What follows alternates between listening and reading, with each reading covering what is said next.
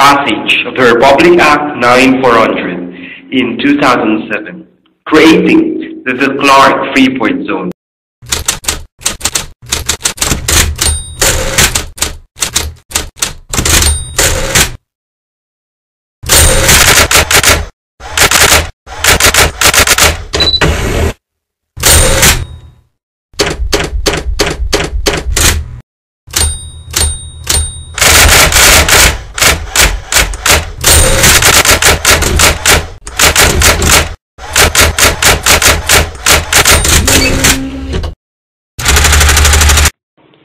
He was the first United States airman to fly the first inter-island flight ever made in the Hawaiian Islands in March 15, 1980. He died on May 2, 1919 in a seaplane crash in the New York Locks, Panama Canal Zone.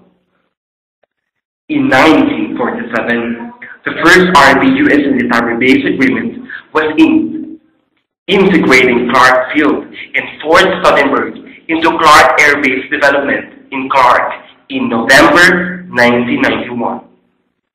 Clark Air Base was reverted back to Philippine government. Passage of Bases Conversion Development Act of 1992 accelerated the conversion of former U.S. military reservation areas. Port of Clark is now under the jurisdiction of Collection District Number 14 of the Bureau of Customs. And since Clark is being primed by the government as hub that prompts the delivery of major goods to major destinations in Asia, Bureau of Customs is revving up to meet the challenge.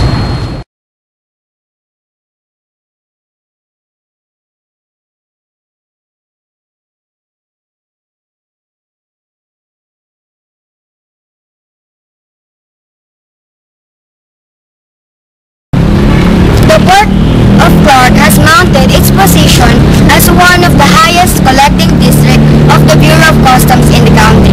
For 5 consecutive years, Clark collectors said the top 5 major sources of collection last year were Philippine Trading Corporation, United Parcel Service, Lovewell Corporation, Trust International Paper Corporation, and Yokohama Tire Philippines.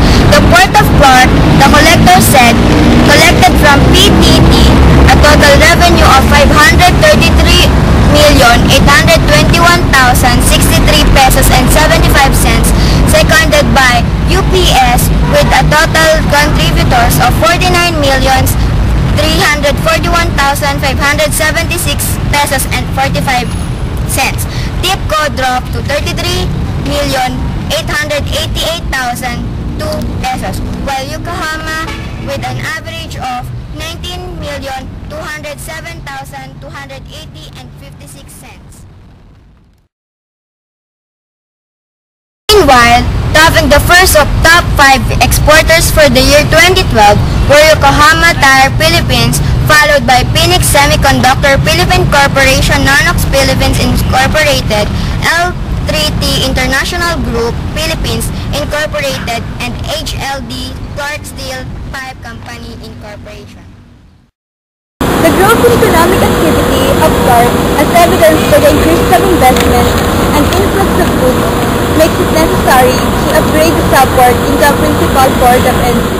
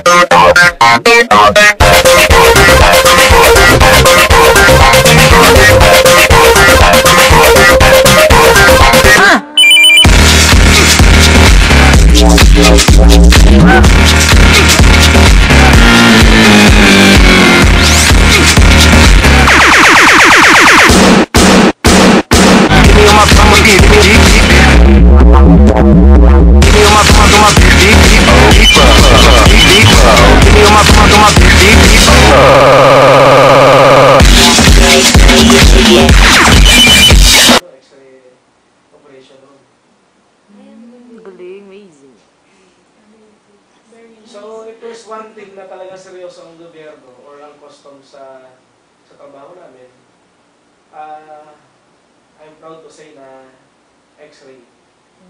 Sasabi ko sa inyo, we are the few and the proud. Kahit pa paano naman, ginagawa namin yung trabaho namin. So, yan. Yan lang kasi. So, dali para may video. Kasya tayo dyan lahat? Ayaw mo ba? Ba't tayo tayo kakasya?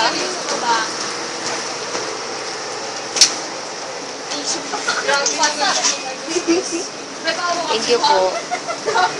Baka matapa na naman si Shaya. Ay, pwede itong iwan na lang dyan yung ano, yung dali-andaan, yung payong pwedeng iwan.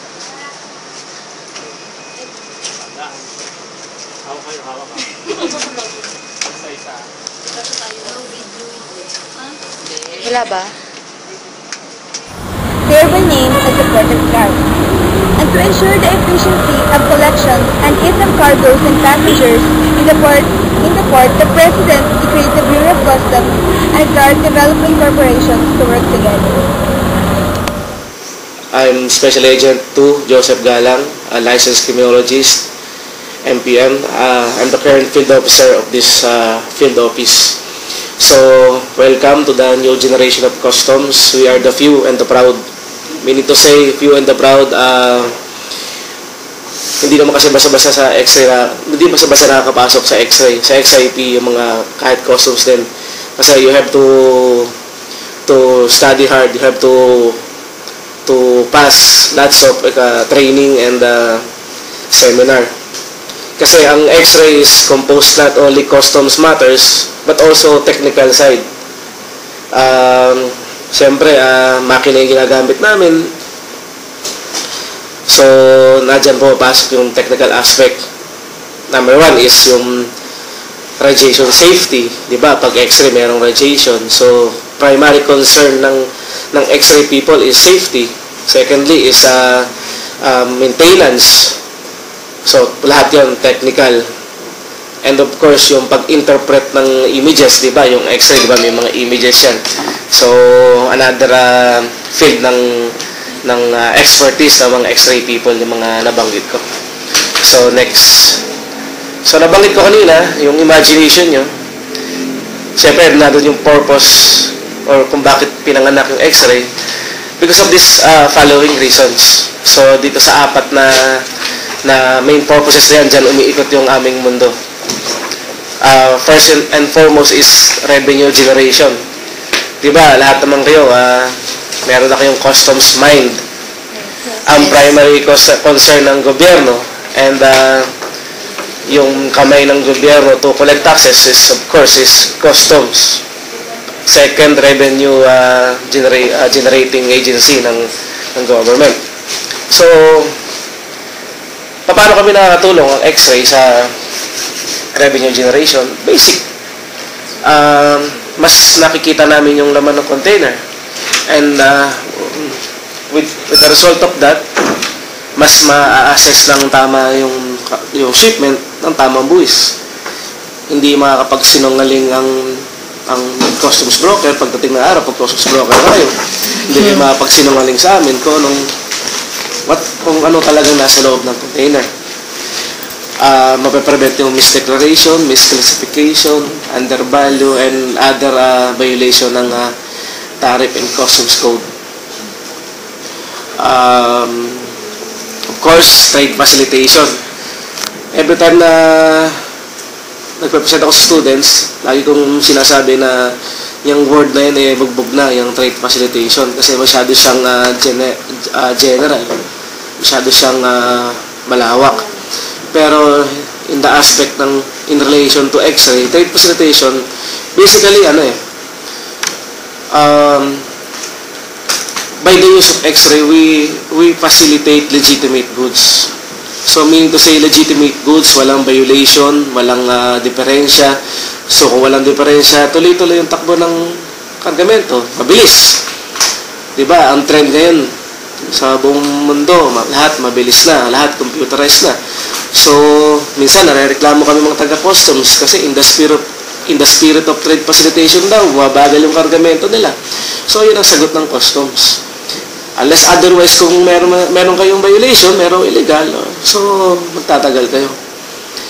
And in addition to that, trade facilitation, kung magmamano-mano na examination ng container, siyempre, nadyan na yung pilferage, may magnanakaw na lang sa shipments nyo, shipments ng importer. So, imagine nyo lang yung damage on your part.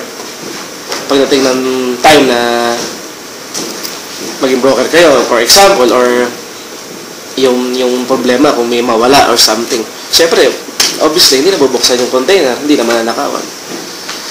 Thirdly is enforcement of tariff and customs code and other laws. Partly ng work ng X-ray is enforcement of TCCP. Di ba, TCCP, yun ang Bible ng customs, di ba? So, ina-enforce din namin ang TCCP. Hindi kagaya ng customs police sa enforcement and security services, talaga ang work nila is enforcement. Pero, variety kasi yung function ng X-ray. Meron na kami nag-X-ray na kami, nag-enforce pa kami ng TCCP. So, malawak din yun. In connection sa una ko sinabi, syempre, doon namin na-detect kung merong misdeclaration, misclassification, undervalue, etc. So, that is enforcement. Next is counter global terrorism. Please take note, XIP is the frontliner of our country. For obvious reasons na siyempre sa amin unang dumarating yung shipments. So kami din ang unang na-detect kung merong weapons of mass destruction, drugs, anything na pwedeng gamitin ng mga terorista. So hindi lang business aspect or economic aspect ang aming trabaho, pati terrorism. Dahil siyempre, kami unang sumasalubong dyan, kami unang nag-check. Diba? Next. Overview. So, konting history yan. Medyo, hindi naman siguro importante yan. Details na yan eh. Pero ang gusto kong i-highlight dyan, yung nasa pinaka-enumerate. Pakitignan nyo, to facilitate the clearance of baggage of arriving passengers. Kasi ang XIP, nag-start yan sa airport, yung mas maliliit na X-ray. So, dati, nag-start kami sa maliit. So, dati ang concentration is passengers. So, hanggang ngayon naman may X-ray pa sa airport. Kaya lang medyo luma na rin ang mga machines. So, ito malalaki ngayon ang Rockstar. So, yan, to detect the entry of guns, drugs, and etc., antisocial goods. To enhance the collection efforts. So, yung kagaya na sinabi ko kanina, we help the assessment people and aid them for more revenue collection. Next call. Suyo.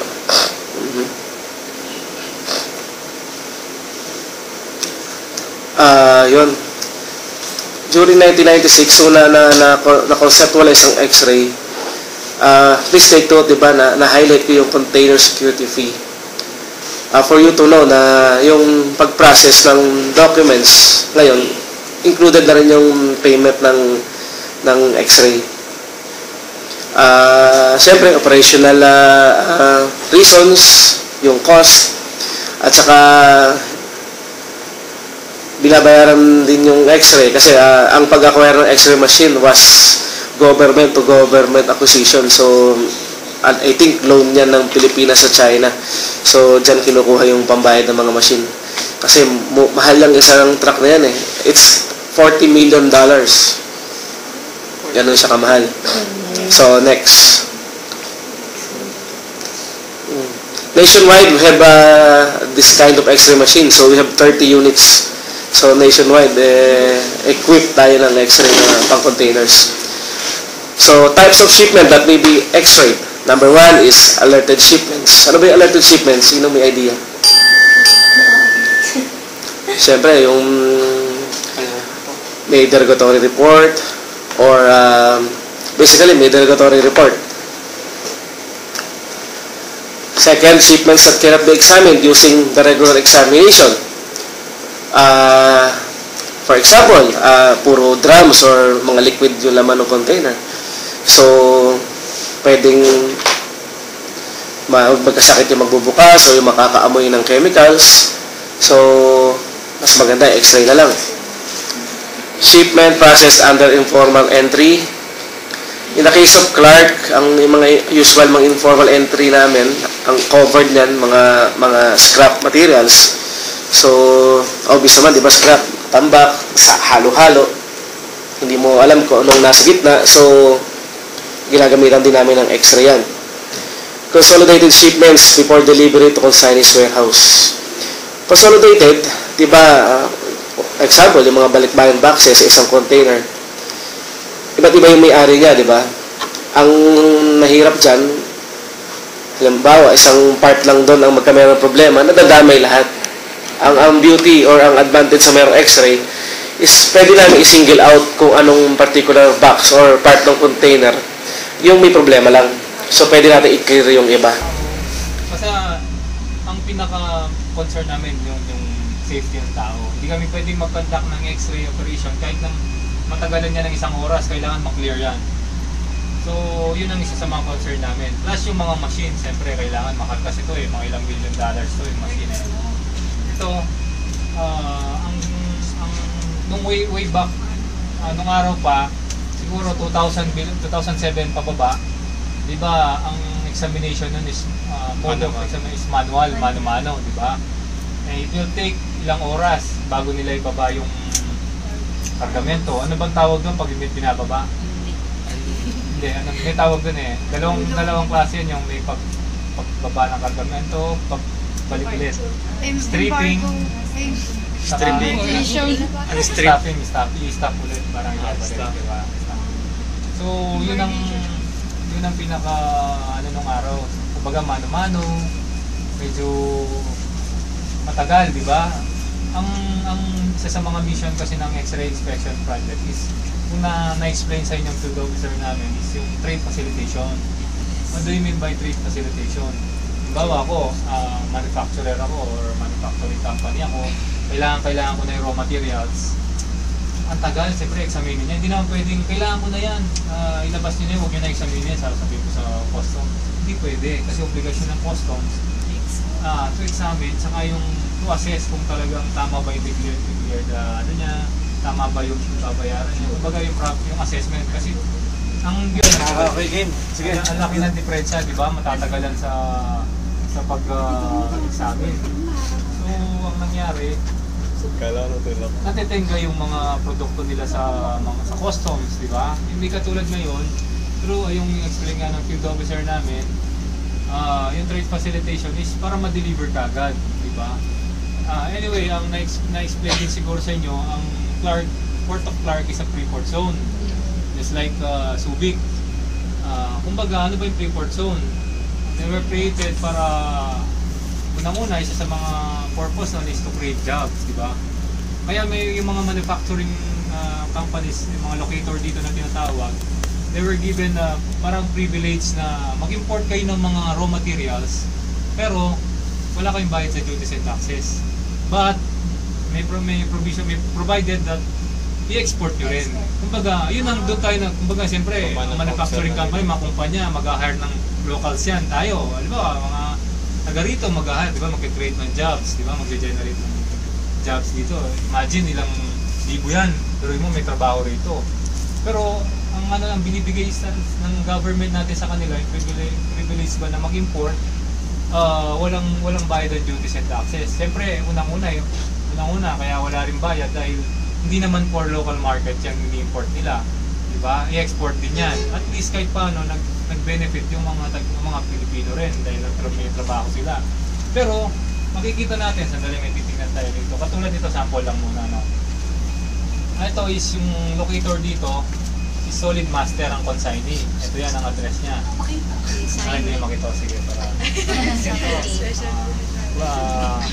Solid Master ang consignee niyan. Clark Free-Port Zone address. Ano ba yung kumpanya na to? Ano bang ginagawa nila manufacture? Actually, hindi siya nag-manufacture ng halimbawa kasi ano siya, ang ini-import nito is raw materials din, puro mga plastic.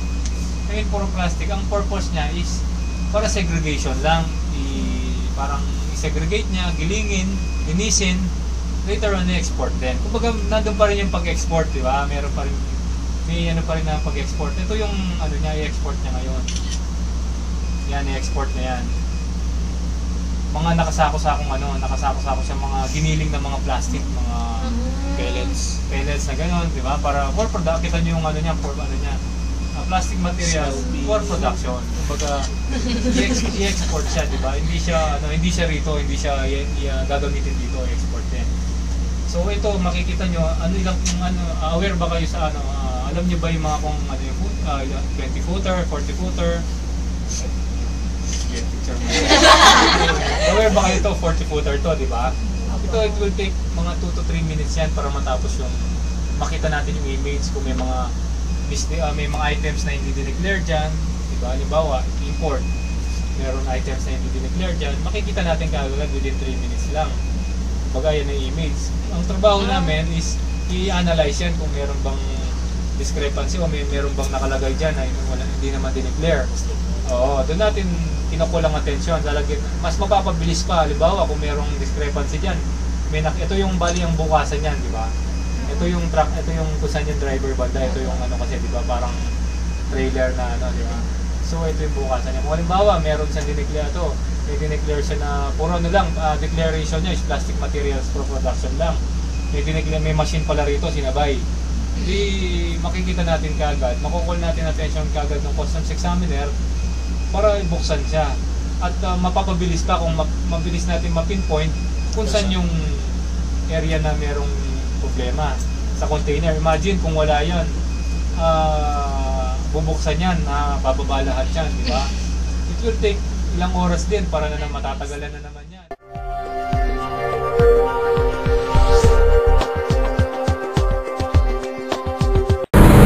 Papunta na nga pala kami sa ano, sa Clark International Airport, bali, oras na ba? 7:55 na. Nako! Anong araw ba ngayon? September 27, Friday. Allah! Management yun na pala! Ito nga pala mga kasama ko. Okay naman kayo dyan! Uy! Kamay kayo dyan! Malapit na tayo sa susunod na checkpoint.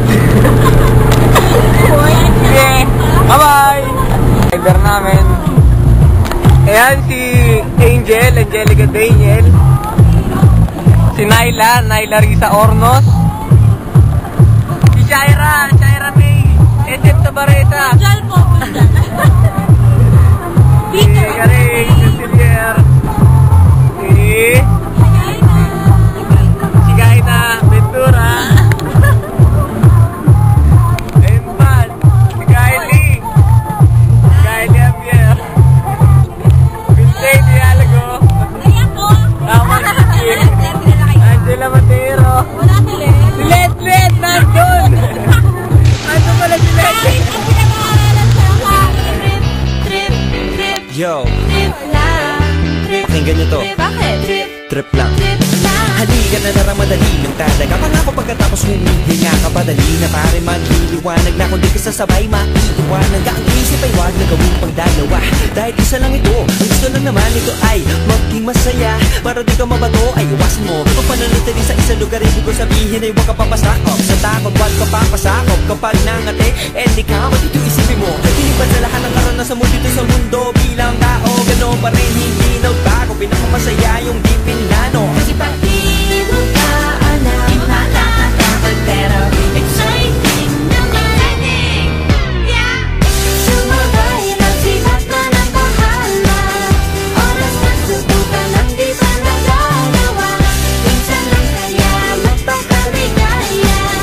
Mag-enjoy, magsaya, walang mawawala. Trip, trip, trip, trip lang. Trip, trip, trip, trip.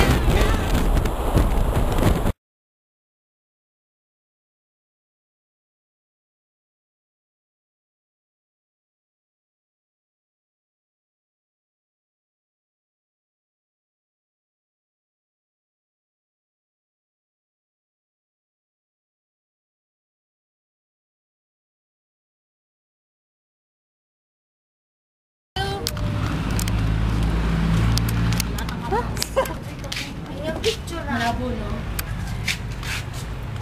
Abuse ko.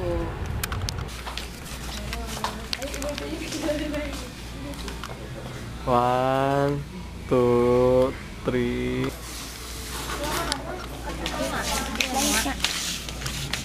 Okay, wala.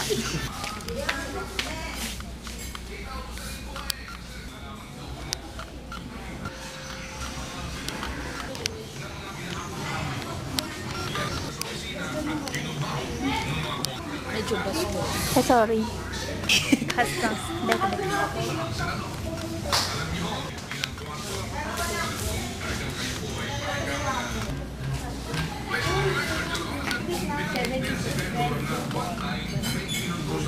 Comments. Single natin sa TikTok. Picture na natin. Invoice. Yan pa, invoice. Galing. White CO na tinatawag. White CO. Yan yung mga ano naman yan papuntang Europe. Walang dagdag na ano pagbili mo sa original sa kusina yung Picturean mo. Pwede po bang? ano yung laki sa admin namin. Documentary interview po kasi ginagawa.